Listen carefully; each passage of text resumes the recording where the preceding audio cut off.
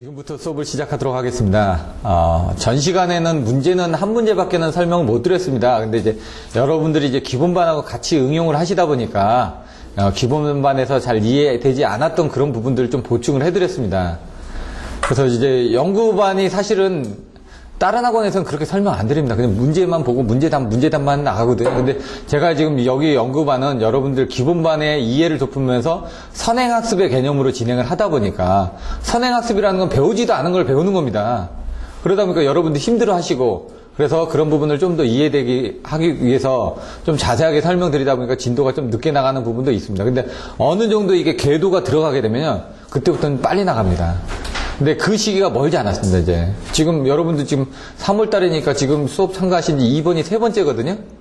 이제 뭔가 어떻게 공부해야 될지도 모르는데 어느 정도 됐다. 그러면 그때부터는 뛰는 겁니다. 처음에 뭐 합니까? 달리기 하려고 그러면은 달리기 그냥 1000m 달리는 거거든요? 그다음부터 어떻게 합니까? 일단 달리는 자세라든가 이런 거 교정됐으면 하루에 10km씩 뛰라고 합니다. 지금도 제가 하루에 목표를 10문제를 잡았거든요. 10문제를 잡아서 해도 제가 보기에는 6개월 안에 끝내기 힘듭니다. 그러다 보면 중복되는 부분들을 빨리 넘어갈 수밖에 없습니다. 뒤에서는. 근데 지금은 별로 중요하지 않은 문제들도 있지만은 공부를 어떻게 해야 되는지 그런 방향들 때문에 이렇게 설명드립니다. 아까처럼 뭐 키워드를 해가지고 머퍼를 하다니 뭐 이런 내용들을 설명드렸는데 지금 지중선로 케이블 검출 방법은 하나밖에 되지는 않습니다. 하지만 여기 보시면 선로 작용 인덕턴스, 작용 용량 같은 경우는 중요하지가 않기 때문에 그런 것들은 건너뛸 겁니다. 최대 전이 강도 코로나 부분은 알고 계셔야 되고 회피 효과도 좀 덜 중요합니다. 성존 용량 증대 방안은 중요합니다. 교류 전력 표시 별로 중요하지 않습니다. 지속성 이상 전압 중요합니다. 철공진도 중요하고요. 충전 용량 중요하고 충전 용량 증대 부분 지속성 이상 전압. 근데 얘가 구장에 갔다가 구장에 있는 내용이 갑자기 앞에서 나왔습니다. 근데 지금 힘들게 돼 있지만 아까 뭐 개고가상 폐부자 012 뭐 무위반 영충고 이렇게 나왔는데 그런 것들 자꾸 듣다 보면은 아니 여러 번 들었는데 어디 있는지 모르겠다. 기본서 딱 책을 펴는 순간 아 이거구나. 근데 누가 그러시더라고요. 이 그 키워드에 대한 설명을 자세히 해줄 수 없습니까? 그거는 좀 힘듭니다. 왜냐면 키워드는 본인이 만들어 가야 되는 거거든요. 그때 제가 뭐 키워드 하는 건 그 사람이 그 내용이 머릿속에 있기 때문에 키워드가 나오는 겁니다. 근데 키워드까지 나오거든요.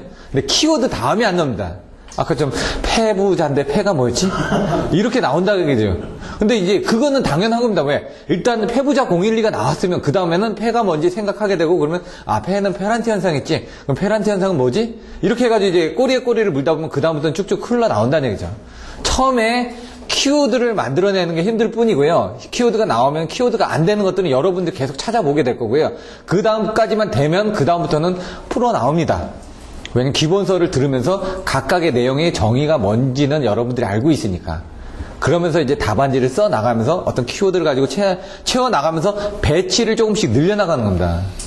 아, 여기는 폐부자였으니까 여기 3줄, 여기는 5줄, 요거는 페넌티 현상 같은 경우는 어떻게 되냐. 수차 발전기 부하 차단 같은 경우는 뭐 1.19, 1.2, 1.2, 1.3, 1.79 이렇게 나오거든요. 그 비율들을 써줘야 되니까 역률 80%일 때 기준해가지고 계산하는 거 3줄 정도 채워 넣어야 되니까 그런 것들 대략적으로 띄워놓고 아, 요 정도는 이렇게 하고 그러면 아, 여기 지금 자리가 모자랄 것 같다. 그러면 요걸 좀 늘려가지고 좀 한눈에 보이게끔 이런 식으로 배치를 하게 된다는 얘기죠. 아니면 요걸 옮겨가지고 뭔가 내가 적어야 될 게 몇 개니까 그 몇 개를 임팩트 있게 보여주기 위해서 답안지에 쓰기 위해서 어떻게 할 건지 여러분들 고민을 하셔야 된다는 얘기죠. 배치도 바꿔가면서 그림도 이쪽에다 넣으면 좋을지 저쪽에다 넣으면 좋을지.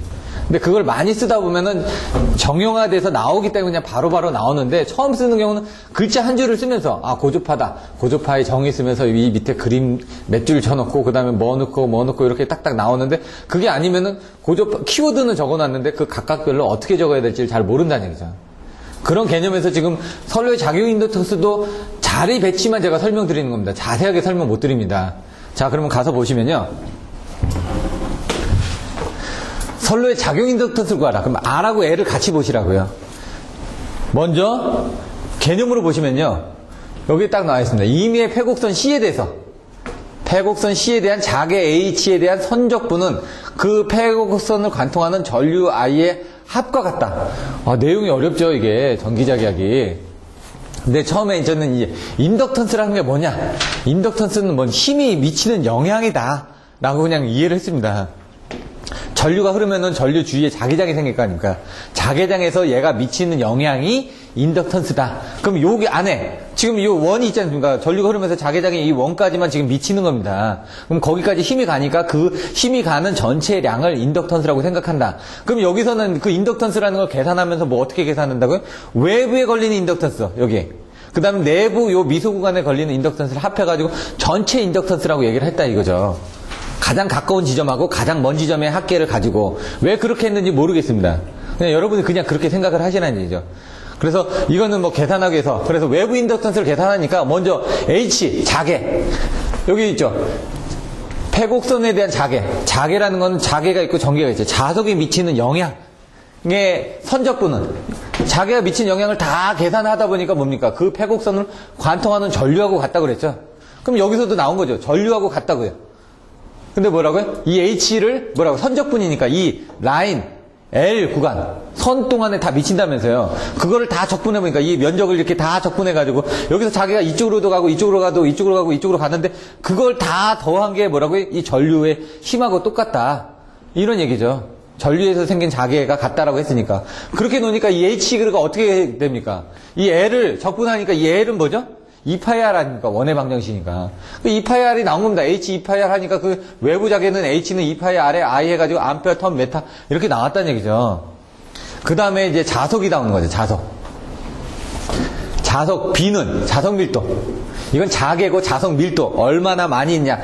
자석 밀도 B는 μH거든. μH.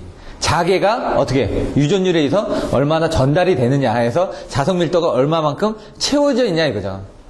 그래서 그걸로 가지고 이제 풀었더니 나중에 뭐 여기서 2파이야 R분의 D라는 건 요거죠. 그럼 요 외부의 어떤 그 구간, 요 구간은 면적을 딱 본 겁니다. 여기 X라고 돼 있죠. 그럼 여기에 미치는 이 외부의 어떤 그 지점에 미치는 힘을 본 겁니다. 여기에 자석 밀도 얼마만큼 힘이 여기서 자석 밀도만큼 인가가 되느냐 이걸 본 거죠. 그러다 보니까 여기 지금 요 구간이 D고 요 구간이 R이고 해가지고 구간을 여기서 요 구간만 짧게 봤다는 얘기죠.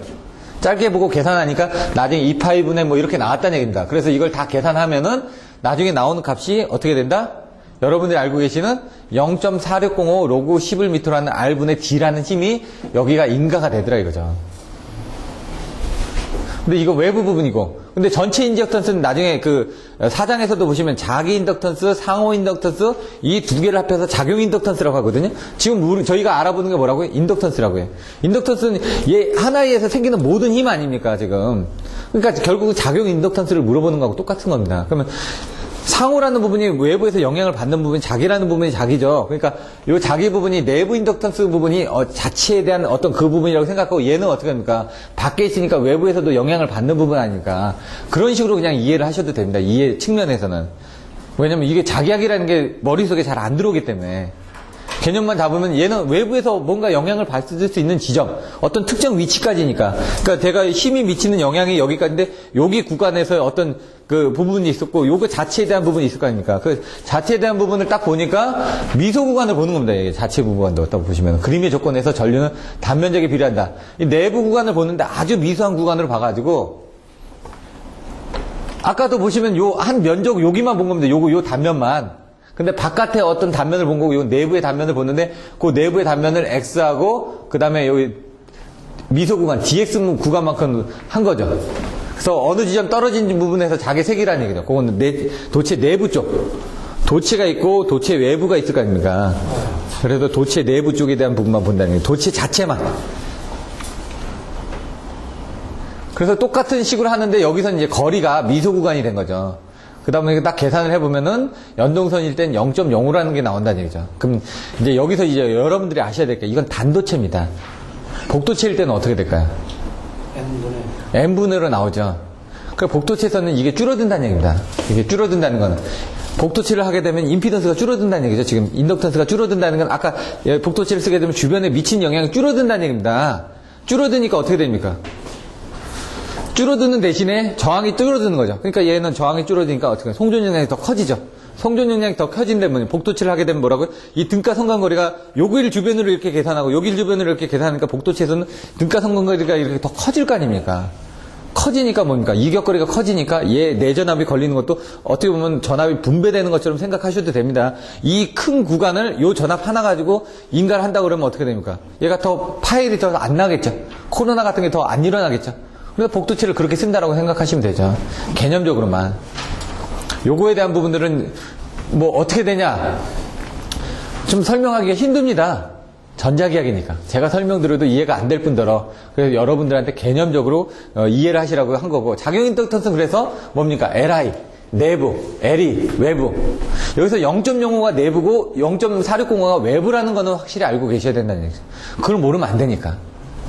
그걸 증명하는 게 나와 있는데 그 내용이 교과서에 그대로 있습니다, 지금. 2장을 보시면 나와 있습니다. 4장을. 근데 그거를 거기도 보시면 외부 자개 부분 보고 똑같이 흐름만, 왜냐면 기본서에 가서도 이 흐름대로만 설명드릴 겁니다. 먼저 외부 자개 쪽에 영향을 구하고 그 다음 내부 쪽에 구해가지고 그걸 합하면 이렇게 되는데, 이제 이게 단조체에 쓰고 이게 삼각형이 됩니다. 등가성각거리가 같았을 때, 그러면 얘가 여기서 어느 먼 지점까지의 어떤 힘을 가지고 이렇게 계산을 해가면서 삼각형 도체에서 D는 루트 3의 루트에 DA, DB, DC 이렇게 해가지고 나오거든요. 그거는 이제 정삼각형일 때는 그렇게 안 해도 됩니다. 등가성각거리가 A가 같기 때문에. 근데 비정삼각형일 때는 얘는 A, 여기는 A 플러스 1, 여기는 A 플러스 2, 뭐 이런 식으로 틀려질 거 아닙니까? 그때는 그 수식을 써야 된다는 얘기예요. 그것도 한번 시험으로 나왔었습니다. 근데 기본서를 본 사람은 쓰는데 대부분 그 부분은 기본서는 그냥 빨리 넘어갑니다. 사람들이. 그래서 기본서에 대한 개념 정도를 잡으시라고 이렇게 해놓은 겁니다. 작용 정정용량. CG라고 그랬지, CG. CG는 사실 컴퓨터 그래픽입니다, CG. 그래서 컴퓨터 그래픽에서 뭔가 조작하는 게 CG라고 하죠, 저희들이. 자, 가우스의 법칙. 여기 U자가 또 빠졌네. 원래 옛날에 있었던 것 같은데. 자, 여기서도 좀 헷갈립니다, 내용들이. 여기 갔더니 보니까요. 임의의 패곡선 S를 관통하는 전기력선의 총수는 그 패곡면 내에 존재하는 전하 Q의 2분의 1과 같다. 여기 보시면은 이건 전압이죠. 이거는 전하량이죠. 이건 이제로는 뭐죠? 유전율이죠. 예. 그러니까 여기 보시면 아까 좀 전하라는 거는, 예? 예, 전압은 이 전하가 어떤 유전율에 의해서 뭔가 감소되거나 뭐 하는 부분이라고 그랬죠. 얘가 절연체라고 했으니까, 절연체라는 개념을 봤을 때 이 전하가 저쪽으로 인가되려면 뭔가 전달함수에 있어가지고 뭔가 제한이 된다, 이런 개념으로 보셔도 된다는 얘기죠. 근데 이거를 자세히 보면 그겁니다. 얘도 전류가 흐르면 뭡니까? 도체에 뭔가 자개가 생기겠죠. 자개가 생기는데, 자개가 생긴다는 것도 뻗어 나가는 겁니다. 자석 밀도라는 건 그걸 밀도상으로 얼마만큼 이렇게 다 지나가느냐는 얘기고요. 얘는 보시면 전기력선의 총수. 전기력선의 총수라는 것들은 어떻게 보면 자석 밀도처럼 비슷하게 보시면 되죠. 그 어떤 밀도 안에 이렇게 지나가니까. 그건 패곡면에 존재하는 전하에, 여기 뭐가 지나간다면서요? 지나가는 것들이 여기 전체에 있는 전하량이 있을 거 아닙니까? 거기에서 얘가 뭔가 전달함수에서 제한이 되는 만큼 얘가 지나간다는 얘기죠. 그러니까 예를 들어 원자력 발전소도 보시면은 뭐 반응을 할 때 어떻게 됩니까? 차폐제를 통해서 뭔가 지나가죠. 고속 중성자가 열 중성자로, 그 저속 열 중성자로 바뀌기까지 보시면은 뭐 0.025 메가 일렉트릭 볼트까지 떨어지면서 중간중간에 감속을 하지 않습니까? 감속을 하면서 뭔가 흡수되고 하는 것처럼 얘도 지금 얘가 지나가기 위해서는 뭔가 중간에 전하라는 게 있을 거고, 전하가 왔다 갔다, 전하가 뭔가 힘을 발생시킬 거라는 얘기죠. 그러면 전하의 어떤 중간에 가로막들에 의해 가지고 그 수들이 줄어든다라는 개념이죠. 그러니까 얘는 그냥 면적으로 생각하시면 됩니다. 면적으로. 요 면적. 이 위의 면적을 빼고요. 이 둘레의 면적만. 왜? 우리가 옆으로 뻗어나가니까. 아까 자석밀도 개념으로 보시라고요. 딱 보면은 그 개념에서 보면은 작용 종전량은 나중에 4파 입시론적인 9 곱하기 10의 구성인데, 이 9 곱하기 10의 구성을 보실 때 여러분들이 생각하시는 게 전하입니다. 전하가 가지고 있는 게 뭐였죠? 하나의 힘이 9 곱하기 10의 구성이고, 또 마이너스 전하가 9 곱하기 10의 구성이었죠. 그 두 개가 왔다 갔다 하면서 전기력선이 왔다 갔다 하는 게, 그게 바로 전자계약에서 뭔가 힘이 왔다 갔다 하는 거 아닙니까? 그래서 요게 9 곱하기 10의 구성은 전하가 두 개가 있다는 얘기죠. 요거를 왜 이렇게 설명드리냐면, 요 뒤에 가서 보시면, 요건 그냥 이렇게 외우시면 됩니다. 근데 뒤에 가서 보시면 파일극한 전위경도에서 이 전하에 대한 요 내용들이 좀 응용이 돼가지고 또 나옵니다.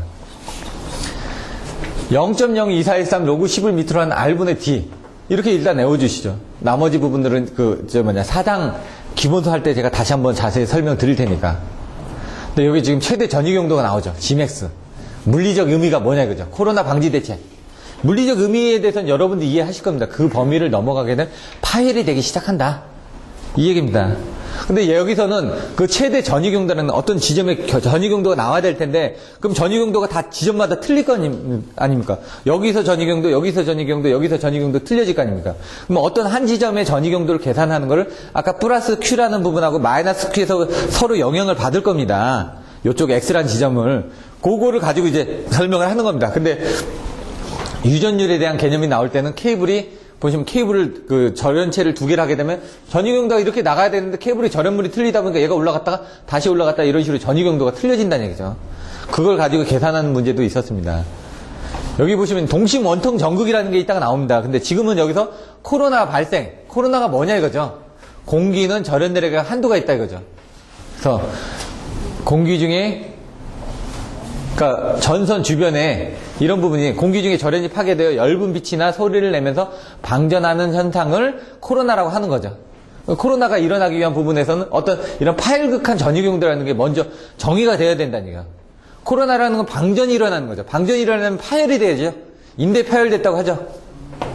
파열이 됐다는 거죠. 왜냐면 파열극한 전이 경도. 이 전이 경도를 넘어가게 되면은 파열이 되면서 내가 견딜 수 있는 극한까지 견딜 수 있는 최대한 견딜 수 있는 전이 경도가 이건데 이걸 넘어가면 파열이 되기 시작한다. 이 얘기입니다. 최대 전압 같은 그런 개념으로 보시면 됩니다. 어떤 제한 전압으로 해서 그걸 넘어가게 되면 위험하다. 뭐 제한 지역이라고 돼 있죠. 그럼 여기 지나가면 지뢰 밟아서 죽는다는 얘기입니다. 지금. 자, 근데 여기서 그림을 그리실 때 이거 Y 전압이라고 돼 있죠. 이거 상전압 개념이죠. 개념은 Y 전압은 상전압 개념으로 21kV per cm. 그럼 상전압 개념이라는 건 뭐냐면 상과 대지 간에 어떤 땅하고 이제 절연이 이루어지는 부분이니까 Y전압이라고 그냥 그렇게 표시를 하는 겁니다. 그러니까 대지전압의 개념으로 보면 되죠. 대지전압이라고 개념을 봐도 되는데 문제는 여기 도체가 있습니다. 땅으로 지락이 난다고요. 공기 중으로 지락이 난다고요. 이렇게 파열이 돼요. 그러니까 여기도 어떻게 합니까? 어떤 접지 개념으로 보는 거죠. 뭔가 이제 대지로 넘어가는 거니까. 지락이 난다는 건 이쪽으로 방전이 일어나는 거니까. 요 전압을 이제 이 그림을 잘 그리셔야 되는데, 요 그림도 좀 잘못 그려졌죠? 요 그림이 여기까지 이렇게 가야 되는데, 예? 그림 같은 것도. 자세히 보시면 요 전압이죠, 이렇게. 예, 그런 것들은 이제 알아서 보시라는 얘기죠. 오타들이 많으니까. 근데 이것만 보시고 이게 맞다라고 보시면 안 되고요. 요 딱 1cm, 요 1cm의 전압이, 여기가 도체고 여기 외부에서 1cm가 있을 거 아닙니까? 근데 여기는 뭡니까? 이건 도체고 요 사이에는 아무것도 없는 겁니다. 지금 동그라미 안에는 공기입니다. 그 공기 중에 그 1cm의 어느 정도 이상의 전압이 걸리게 되면은 걔가 파괴가 되면서 나온다는 얘기죠. 그거를 요 지점에서 전이부터 해가지고 그 대지까지 가면 갈수록 어떤 전기가 떨어질 거 아닙니까? 여기서 힘이 많이 걸리니까. 아까 예전에 전압의 분표도 힘이 많이 걸려 점점 줄어드는데 거기서 여기까지의 그 전압 레벨이 센티미터당 21kV가 넘어가게 되면 얘는 파괴가 일어난다는 거예요. 그러면서 어떻게 됩니까? 여기 있던 에너지가 바깥으로 빠져나오면서 그게 코로나 방전이 일어난다. 그게 일어나기 위한 조건들이 A씨는 테스트를 해보니까 여기서 요 공기 중에 절연이 파괴되는 시점에서부터 지지 이런 소리가 나더라 이거죠. 10개. 그게 뭐냐? 근데 이게 전선 주변에 날씨. 아까 기상에 미친 영향 오전에 설명드렸죠? 전선 주변에 뭡니까? 전선의 재질이라든가 표면계수라든가 날씨라든가 기압이라든가 습도라든가 그런 것들에 대해서 얘가 생길 수 있는 부분. 부식도 마찬가지죠. 건식도 있고 습식도 있다면서요. 얘도 그런 식으로 이제 그 생기는 부분이 틀려진다는 얘기입니다. 그래서 비 오는 날 같은 게 코로나가 많이 일어나는 부분들이 아까처럼 습도가 있다 보니까 그런 부분이 약해져 있는 거죠. 그래서 전선 표면으로부터 거리가 멀어지면서 요게 넘어지면은 안 된다. 그래서 코로나가 나오면은 파열극한 전이 경도가 무조건 나와야 되고요. 그 파열극한 전이 경도를 이제 계산을 하다 보니까 여기서는 코로나 인계 전압이라는 게 나오죠. 코로나 인계 전압. 파열극한 전이 경도라는 건 아까 좀 파열극한 하기 위한 최대 전압인데 그거를 계산하다 보니까 코로나 인계 전압이라는 게 나와서 그 코로나 인계 전압을 넘어가면은 그때부터 파열이 나오면서 이제 코로나가 발생된다 이거죠. 그래서 이 코로나 발생 인계 전압이라고 생각하셔도 됩니다. 이 전압을 넘어가면은 코로나가 발생된다. 인계 지점이라는 건 뭐죠? 제한되는 그 지점이라는 얘기입니다. 그 변두리. 요걸 넘어가면은 인계치를 넘어간다 이거죠. 그래서 여기 동시원통 점검 간에 이걸 전이경도를 계산하는 것들은 바로 코로나 발생 인계 전압을 계산하기 위한 수식이 되는 겁니다. 자, 그러면 동심원 전극 간의 경도. 그래가지고 보시면 전극이 플러스 Q하고 마이너스 Q가 있다고 그러죠. Q는 뭐라고요? 9 곱하기 10의 구승의 힘을 가지고 있는 게 Q라는 성분입니다. 여기 이제 도체입니다, 지금. 도체에서 플러스 Q라는 성분을 가지고 있고요. 저쪽 반대편에 또 마이너스 Q라는 성분이 있겠죠. 왜? 뭔가 서로 연결을 해서 반응을 하려면 이쪽에 하나가 있으면 이쪽에 하나가 있어야 되니까. 그 사이에 이제 플러스 Q하고 마이너스 Q 부분에 있는데 거기에 극간 결의를 여기 R이라는 부분이 있고 얘는 도체입니다. 예? 여기 플러스 Q가 있고 마이너스 Q가 있다. 그러면 얘를 플러스 Q로 봐도 되고 얘 마이너스 Q로 봐도 되는데 그러면 얘가 Q가 있으면 반대 방향에도 또 다른 어떤 성분이 있다고 보시면 됩니다. 전하가 있으면 플러스 전하가 있으면 어떻게 됩니까? 마이너스 전하도 있을 거 아닙니까? 그럼 반대편에 어떤 전하도 있는데 그 사이에서 뭔가 영향을 미칠 거란 얘기죠. 그 지점까지. 근데 요런 X라는 그 구간이 지금 P라는 지점까지, 그러니까 X라는 구간인데 그게 이제 1cm라고 이제 여러분들 생각을 하시면 됩니다. 대략적으로. 여기서 여기까지가 1cm고 사실은 뭡니까? R 플러스 1cm가 X라는 위치 정도로 이제 생각을 하시면 되죠. 그럼 거기서부터 뭔가 이제 생기겠죠. 그걸 그냥 보기 위한 거죠. 그래서 이걸 동심원통 전극을 해가지고 원통 안에 통심으로 돼 있죠. 원통 전극을 해가지고 돼 있는데 이걸 아까 보셨던 가우스 전극하고 똑같습니다. 가우스 정리해서 아까 나왔던 수식처로 해가지고 전이차를 다 계산한 겁니다. 그냥 이렇게 다 전이차를 계산했더니 나중에 여기 뭡니까? 최대 전인 X가 최소일 때, X가 최소일 때가 어디죠? 여기 보면 1cm라고 봤는데 X가 최소일 때는 뭔가 요 지점에 딱 왔을 때죠. 요 지점에 요 지점도 되고 요 지점도 되는데 일단 여기라고 생각해놓고 그걸 요 지점으로 딱 갖다 놓으면 그때 최대한 전이가 걸릴 거 아닙니까? 왜? 이 지점에 Q가 있으니까 요 지점에 마이너스 Q가 있으니까 요 지점에 Q가 걸릴 거라는 생각이죠. 그런 식으로 보시면은 개념상으로 그때 요 반지름에 의해서 요 전체 부분에서 전압이 걸리면은 그때 최대 전이 경도가 걸리는데 그 최대 전이 경도를 뭐라고요? 21.1kV가 넘어가면 그때부터 방전이 일어난다면서요. 여기다 21.1kV를 집어넣은 겁니다. 그리고 나서 계산을 했더니 나중에 계산 수식이 나온 게 24.3 M0 M1 R 로그 11m라는 R분의 D라는 수식이 나온 겁니다. 여기다 Gmax에다 21.1을 넣어가지고 계산한 게 여기는 이게 안 나왔을 텐데 요거는 그냥 넘어가시고요. 좀 헷갈리시니까 아까 에자렌의 전압분포처럼 얘도 그렇게 되는 건데 이건 좀 헷갈리시니까 요건 이제 시정수에 대한 개념으로서 이렇게 보시면 되는데요. 코로나 방지 대책에서 E0는 24.3인데 아까 24.3 M0 M1 델타 D 로그 11m라는 R분의 D에서 얘가 사실은 여기다 21.2를 넣어가지고 계산하면 얘가 48.6이 나옵니다. 48.6이 나오는데 그거를 뭡니까? 이 2D로 계산해가지고 계산하다 보니까 나눠서 얘가 반지름 요 D 값으로 계산하다 보니까 이 D가 뭐냐면 2R이죠. 2R. 지름이라는 얘기입니다. 지름. 여기 2라는 숫자가 들어가 있습니다. 반지름이 아니라 지름이니까 R 곱하기 2입니다. 그리고 원래는 48.6이 나오는데 48.6에서 여기 2D로 들어가면서 2가 빠진 겁니다. 그래서 나눠서 24.3이 된 겁니다. 그 정도만. 나중에 다른 자료들 보시다 보면 그게 넘어간 그 구간의 그 의미만 이해를 하시면 나머지는 쉽게 넘어갑니다. 다. 어차피 수식 그대로 쓴 거니까. 근데 그게 어떻게 되는지 다 일일이 설명드려도 여러분들 안 되니까 제가 체크해야 될 키포인트만 설명드립니다. 이거는 반드시 알고 계십시오. 왜냐면 거기서 혼돈이 일어나니까. M0 값이 얼마 있죠? 1, 0.8 이렇게 날씨 계수, 표면 계수 이렇게 나있죠. 표면이 매끄러울 땐 1, 표면이 매끄럽지 않을 땐 뭐 0.8. 이 날씨 계수 같은 경우는 1.0, 뭐 0.8 뭐 이렇게 또 나오겠죠. 그런 식으로. 비가 올 때는 뭐 0.8 이런 식으로. 거의 그렇게 보셔도 된다는 얘기죠. 상대 공기 밀도, 표준 기압, 여기 D. 요게 이제 상대 공기 밀도는 273 플러스 T가 뭐라고요? 온도라는 얘기예요. 근데 이걸 20도씩 기준으로 해가지고 0.386의 B는 760을 넣은 겁니다. 요건 외우셔야지만 됩니다. 요거는. 요 수식하고 저거는. 어쩔 수가 없으니까. 공기 밀도니까. 코로나 방지 대책. 저는 이제 목표가 이하반으로 외웠습니다. 목표가 이하반. 코로나 원인. 네? 소송부 소유진. 영향. 대책. 이렇게. 원인은 왜? 아까처럼 공기 중에 절연이 파괴돼가지고 나가니까. 영향은 소선부 손이지. 소음, 손실, 그 다음에 부시, 그 다음에 유도장애, 진동. 그런 것들이 영향을 미친다는 얘기죠. 다른 쪽에. 그럼 대책은 복표가 이하반. 복토치를 쓰라고 얘기죠. 표면을 매끄럽게 하라고. 왜? 이 표면 지수가 있었으니까, 표면 계수가. 가상근육을 개량해라. 그럼 가상근육을 개량해서 전개를 완화시켜주면 어떻게 뾰족뾰족 튀어나온 부분에서 나오니까 이격거리를 증대하라 이거죠. 아까 R이 있었지 않습니까? 아킹호이나 이런 것들을 통해서 코로나가 나아지지 않게 정전 용량을 분포를 균일하게 해주라는 얘기죠. 반도전층을 뭐 균일하게 한다든가 반도체 이역을 한다든가. 근데 여기서 케이블 쪽에서는 반도전층을 균일하게 하는 거고요. 이 반이 똑같이 나오다 보니까. 근데 여기서는 반도체 이역을 통해서 애자 같은데 반도체 이역을 바르다 보면 코로나가 나지 않게끔 겉의 절연 부분을 강화시켜주라는 얘기죠. 여기서 반도전층을 균일하게 하라 이건 아닙니다. 그건 케이블에서의 어떤 절연 강화 측면에서 얘기하는 부분이고요. 케이블 쪽에서 가끔씩 보다 보면 여기다가 반도전층 쓰시는 분들도 있습니다.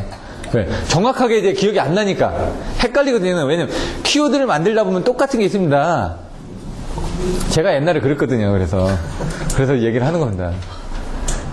자, 굵은 전선 쓰면 좋습니다. 근데 돈이 많이 들어가니까. 그래서 굵은 전선을 안 쓰고 그래서 다도체, 복토체를 써가지고 굵은 전선으로 만들어준다는 얘기죠. 아킹이 있었죠. 매끈한 전선 표면이 있었죠. 가상근육 개량이 있었죠. 코로나에 대한 유도장애 방지를 하기 위해서 아까 가공지선을 쓸 때 어떻게 한다고요? 합금선을 쓴다고요. 30에서 40%의 도전율을 가진 합금선을 써가지고 뭡니까? 가공선술에 OPGW로 대용을 하기도 한다라고 됐죠. 그럼 OPGW도 어떻게 됐냐? 가운데가 비어있는 겁니다. 아까 합금선이라면서요. 근데 이제 가공지선 같은 경우는 보시면은 그냥 이렇게 가공지선도 마찬가지로 똑같이 ACS라고 똑같이 쓰신다고 보면 됩니다. 근데 이제 ACS로 쓰기는 뭐예요? 거기는 전류가 안 흐르니까 굳이 알루미늄선 쓸 필요가 없지 않습니까? 그래서 다른 거는 합금선을 쓰는데 그 가운데 공간을 비워놔가지고 거기다 OPGW 통신을 하게 한 것들을 넣어놨다. 그래서 옵티멀 그라운드 와이어 해가지고 옵티멀 P가 뭐였더라? OPGW가 이렇게 나와 있습니다. 옵티컬 뭐였네? 한번 또 보시고 가공지선 같은 경우 10점짜리로 물어보는 문제가 나옵니다. 표피효과 스킨 이펙트라고 해야죠. 피부가 좋아졌습니다. 그럼 어떻게 하면 물 뿌리면 좋아집니다. 에센스 바르고 그러니까 촉촉하게 만들어지는 거죠. 얘도 피부 쪽으로 뭔가 효과가 나타났다. 뭡니까? 피부 쪽으로 뭔가 계속 발열이 된다 이거죠. 전류가 왜 그쪽으로 몰리냐 이거죠. 이거 좀 뭐 안에서 못 살겠다가 아우성 치고 다 바깥으로 나오는 거하고 똑같죠. 근데 왜 못 살겠냐? 하도 그쪽에는 세금도 높고 많으니까 복잡하니까 다 바깥으로 나가려고 하는 그런 개념으로 보시면 되죠. 그래서 자석 밀도가 자꾸 많다 보니까 거기는 뭡니까? 안 좋으니까 자꾸 바깥으로 간다. 그렇게 제가 설명을 드렸죠. 전선의 중심 밀도로 리액턴스가 커져서 전류가 흐르기가 어렵다. 근데 전류가 왜 흐르기가 어렵냐 이거죠. 자개가 계속 뭉치다 보니까 그쪽에는 전류가 흐르기가 힘드니까 표면으로 전류가 많이 흐르더라 이거죠.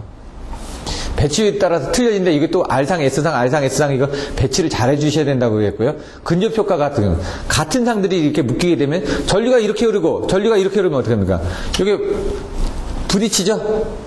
전류가 이렇게 흐르고 이렇게 흐르면은 같이 들어갈 수가 있겠죠. 이렇게 되면은 그런 것들에 따라서 틀려진다는 얘기죠. 전류에 흐르면서 상회전 방향에 따라서 그게 이제 근접 효과가 되는 겁니다.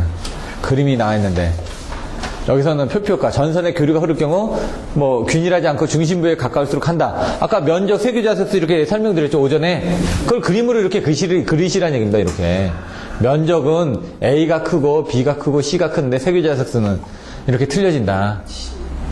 여러분들이 보시면 되고요. 전선의 유효 단면적은 줄고 저항값은 증류의 경우보다 증대된다.